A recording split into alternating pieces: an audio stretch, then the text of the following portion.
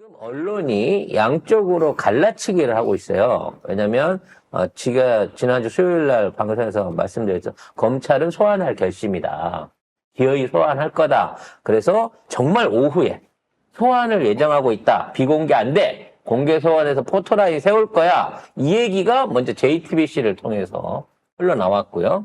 거기에 반해서 이제 갑자기 한겨레를 비롯한 나머지 언론들이 그런 일 없다라고 같은 사안에 대해서 두 가지 얘기들이 쏟아져 나오고 있습니다. 지나간 건 JTBC는 빼고 한겨레에서 소환 계획 없다라고 얘기하고 있는 기사를 보고 과연 그럴 것인지 한번 살펴보겠습니다.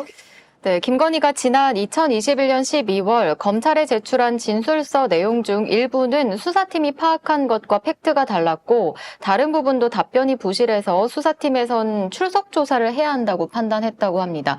그래서 검찰이 김건희 쪽 변호인을 통해 출석 의사를 떠봤다는데요. 다만 당시 대선을 석 달 앞둔 시점이라 적극적으로 출석을 요청하진 못했다고 합니다. 그래서 그 당시에는 검찰이 김건희를 불기소 처분하기로 가닥을 잡았다. 도이치모터스 관련해가지고. 그런 보도가 있었는데, 사실 그 보도는 사실이 아니었고, 사실은 수사팀이 불기소 처분을 검토했던 거는 그 삼성이 그 7억 원 전세 대신 들어준 거 있잖아요. 아크로비스타에. 영철이가 하던 거예요. 그거를 이제 한번 해보려고 했는데 또 어떻게 처리할지 이렇게 의견이 있었대요. 근데 결국은 뭐냐면 검찰이 눈치 보다가 아무것도 안 했다. 그리고 김건희 쪽에 얘기를 했는데 나오라고 출석 의사를 타지는 것도 웃기지. 이 타지를 했는데 김건희가 안 온다고 해서 부를 수 없었다. 이 비겁한 변명을 하는 거지, 검찰이. 이제 와가지고. 근데 이원석 입장에서는 JTBC 주장이 이거는 임기 안에 반드시 부를 거고 안 오면 검찰총장직을 사퇴하겠다. 쉽게 말해서 이 자기의 직의 마지막 어떤 그 캐리어를 김건희 소환하고 맞바꾸겠다라고까지 JTBC는 보도를 했단 말이죠. 그러면 이제 내용은 떠나서라도 이제 우리는 알 수 있는 거야. 진짜 JTBC와 SS는 얘들을 보낼 마음이구나 라는 거고, 이런 와중에 한겨레는 계속해서 김건희 쉴드를 치고 있다 이 얘기란 말이에요. 아니, 실드 치는 게 아니라 검찰 쪽에서 나온 얘기를 하면서 그게 중요한 거야. 쉽게 말해서 지금 검찰에서 나가고 있는 정보의 라인이 JTBC로 가는 라인이랑 한겨레로 가는 라인이 다른 거야. 그리고 이렇게 보게 되면 똑같은 최혜병 사건이 됐던 일선 사건들에 대해서 또는 디올백 사건들에 대해서 JTBC 쪽이 단독 내지는 속보를 내는 거는 건의를 보내버리려는 책이 흘리는 거고, 한겨레 측이 내놓는 거는 어떻게든 건의한테 유리하고 건의를 지키려고 하는 세력들이 이쪽 양쪽으로 풀고 있다. 즉 이게 유포되는 목적이 다르다라는 면에서 이걸 구분해서 볼 필요가 있다는 거죠. 저는 그렇게까지 생각 안 드는데. 그렇게까지 생각하세요, 앞으로는. 그래서 그렇게 생각 안 할 거고. 그래서 이 양쪽 주장에 있어서 가장 틀린 문제가 뭐냐면, JTBC는 이 디올백 사건과 주가 조작을 연결해 갖고 같이 본다는 거예요. 그래서 같이 이거를 조사를 하겠다라는 뜻인 거고, 한겨레는 도이치모터스에 관련된 것만 얘기를 하면서 그거는 사실상 응하지 않을 거다. 거기에 대해서는 김건희 측이 이걸 안 받아들일 거다라는 쪽으로 아예 디올백 쪽을 떼놓고 얘기를 하고 있다는 거죠. 즉, 김건희를 보호하고 있는 측 입장에서도 디올백은 중요한 게 아니야. 주가 조작 문제를 실제로 조사를 할 수 있을 거냐, 없을 거냐, 요 점을 놓고 사실은 이 검찰 소환의 방점이 거기 찍혀 있다는 거죠. 그러니까 쇼를 하든 진짜 조사를 받든지 간에 일단 디올백에 가던 거는 받으려고 이미 어느 정도 얘기가 돼 있는데, 이원석이 불러가지고 디올백뿐만 아니라 문 걸어 잠그고 주가 조작도 할 거야 라고 하니까 김건희가 갈게라고 얘기했다가 못 가 이러고 빠져 있는 거죠. 그러면 김건희 입장에서 뭐냐, 오빠 저 새끼들이 백으로 불러갖고 나를 증권으로 잡아서 눌러 앉힐라 그래. 어떤 새끼들이 그러는 거야? 라고 조지는 거지. 근데 문제는 지금 윤석열이 아무리 전화를 걸어도 받아주는 놈이 없다는 거야. 근데 이제 JTBC가 이렇게 단독을 내면서 김건희를 포토라인에 세우기로 했다가 이렇게 단독까지 냈거든요. 요 보면은 사진에 김건희까지 이제 붙여가지고 단독 해가지고 포토라인 세우기로 했다라고 했는데 여기에 대해서 서울중앙지검이 사실과 다르다. 김건희 관련 조사 방식 시기 등에 대해서 아직까지 정해진 게 없다. 이렇게 얘기를 했습니다. 그러니까 JTBC는 사실상 요 얘기를 중앙지검 통해서 들은 게 아니란 얘기죠. 이원석한테 바로 들은 거야. 결국 이원석 라인, 그러니까 한동훈 라인 안에서 어떻게든 세운다라는 거를 방점으로 걸어놓고 이걸 실시를 하든 안 하든 이걸로 뭘 딜을 칠지는 몰라. 검찰 권력을 딜을 칠지 나중에 당권을 딜을 칠지는 모르지만 이거를 가지고 계속해서 김건희를 압박하고 있는 거고 이것 때문에 김건희는 현충일 날 윤석열을 같이 만나는 자리에서도 소 닭 보듯이 이번엔 아예 서로 손도 안 대면서 서자도 안 보면서 행사를 치렀다는 거죠. 이와 관련해서 김건희 모친에 대한 변호사 접견 기록이 또 공개가 됐어요. 이것도 한겨레에서 공개를 했죠. 네, 최은순이 10개월의 수감 기간 동안 60번 변호사 접견을 한 걸로 확인됐습니다. 5일에 한 번 꼴인데요.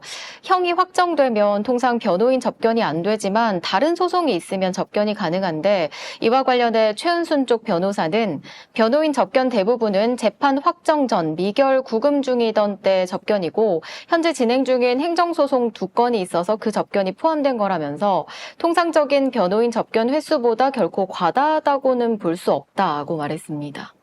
특혜가 아니라는 식으로 덮어씌우기를 하고 있는 거죠. 물론 이보다 훨씬 더 많이 받은 사람들이 있기 때문입니다. 뭐 이명박 명박은 이틀에 한 번 꼴로 거의 받았었던 거고요. 958일 동안 577번 변호인 접견을 했고 3년 중에 1년 반을 변호인이랑 만난다고 따로 그 소장실 같은데 특별 면회실 같은 데서 조진 거죠. 석 달 있으면서 귤만 까먹었다고 하는 조윤선하고도 비슷한 케이스라고 할 수 있는 거고요. 김기춘도 네. 예전에 하루에 최대 8번 8번 변호인 접견을 뭐야. 아마 가서 시간 연장을 계속 하지 않았어요. 시간 연장이 아니라 딴 사람을 데리고 오는 거죠. 8명을? 왜? 그러니까 내가 이제 만나볼 사람이 많잖아. 근데 변호인 하나가 여러 명을 데리고 오면 이거는 통과가 안 된단 말이야. 그러니까 변호인들이 8명이 바꿔가면서 얘들이 그냥 시간이 요건은 교체가 이것 때문에 저건은 저것 때문에 이렇게 한다는 거지. 이화영 부지사도 이와 비슷했어요. 이화영 부지사의 접견은 좀 반대되는 경우지. 그렇지. 예. 압박하기 위한. 입을 맞추기 위해서 쌍방울 직원이 됐든 뭐 다른데 뭐 경기도 직원이 됐든 그런 사람들을 데려다가 입 맞추고 회의하기 위해서 또 거의 하루에 한 번꼴로 변호사 접견을 시킨 거예요. 개중에는 야 너 이번 기회에 이거 빠져나오려고 그러면 이거 협조 좀 해야 돼. 그럼 특사에 빼줄게라고 얘기했던 변호사도 실존했던 거 확인됐고요. 그와 관련해서 엄청나게 많은 인원들을 모아가지고 그룹 세미나를 열었다고 해요. 아니 이게 뭔 법원에서 가당키나 한 일이야. 생일 파티랑 똑같은 거예요. 뉴스타파 보도가 있었죠. 네, 쌍방울 내부자가 교도관들이 진술 세미나를 목격하고도 제지하지 않았다고 폭로했습니다. 그 내부자는 김성태 회장 체포 이후 8번 이상 수원지검에 출석해서 임원들이랑 수시로 만났는데요. 검찰은 이런 진술 세미나 의혹 자체를 부인했지만 교도관들이 세미나를 묵인했다는 증언이 나온 겁니다. 여기서 이제 세미나를 하고 교도관들은 요 방 밖에서 이렇게 쭉 앉아가지고 여기를 보고 있었고 여기는 이제 교도관들은 무슨 얘기인지 못 듣는다는 거예요. 그러면서 근데 이제 공범들이니까 만나면 안 되잖아. 근데 같은 곳에 모아놓고 이걸 이렇게 해야 된다고 세미나를 쫙 한 거 이렇게 진술을 하라고. 그래서 교도관들은요, 교도소에서 밖으로 데리고 나갔을 때는 항상 이제 유관 거리 안에서 지켜봐야 돼요. 그리고 무슨 얘기를 하거나 딴 사람을 만나는 거를 절대적으로 통제를 시켜야 되는 거거든요.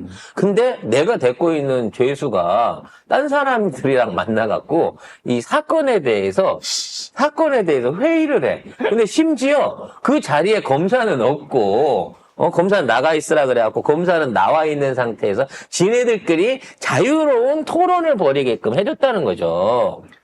이 자체가 법무행정, 교도행정이 개판으로 돌아가고 있었다는 얘기나 마찬가지인 겁니다, 이거. 아니, 이거 아예 짜고 치는 고스톱인 거지. 다 이재명 대표를 하기 위해서 어찌 조작 수사를 하려고 한 거잖아요. 검찰 자체가. 그래서 지금 왜 있는 상황에서 이런 얘기가 나오느냐. 사실 우리는 최은순이 일주일에 한 번 변호사를 만난 거 궁금하지가 않아.